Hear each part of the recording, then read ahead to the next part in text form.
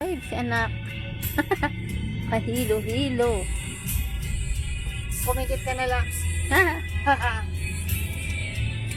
Paikot-ikot.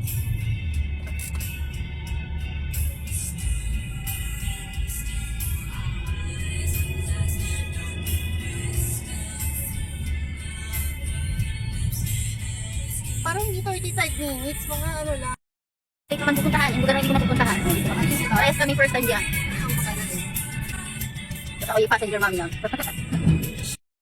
At sabagay ako nagsabi. Ayan, layo namin narating. Ano ba yan? Ayan, ang ganda kaya ng lugar na to. Masarap tingnan. Pag ganyan talaga anak, pag naedad na. Ganyan ako. Gusto ko din sa mga ganyan lugar na lang. Baliktad, nung bata ka, gusto mo sa mga syudad, na mga masasaya, maiingay. Pag natanda na, ay nako, peaceful life na nga, hanapin mo yung ganyan. Na talagang gusto mo na lang nakaka-relax. Wala.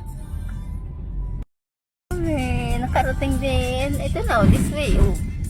Diba? Yung Bolit parking area. Tapos sarado pala. Punta mo natin. Ano lang na. Layo po na amin narating. Baka ang daan dyan ay dyan. Balik po tayo. Asa na entrance?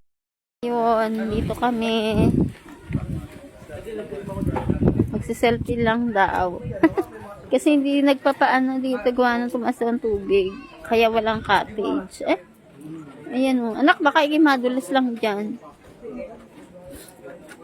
Nagpicture na lang tayo.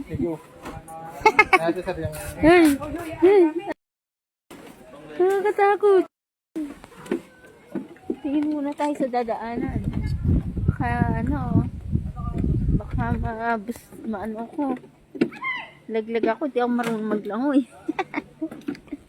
Ay, grabe kalagasan yan. Parating ako sa Yambuli, medyo malayo talaga. Hindi siya pwedeng puntahan kung wala ka namang dala kasi. Diba? Ang ganda.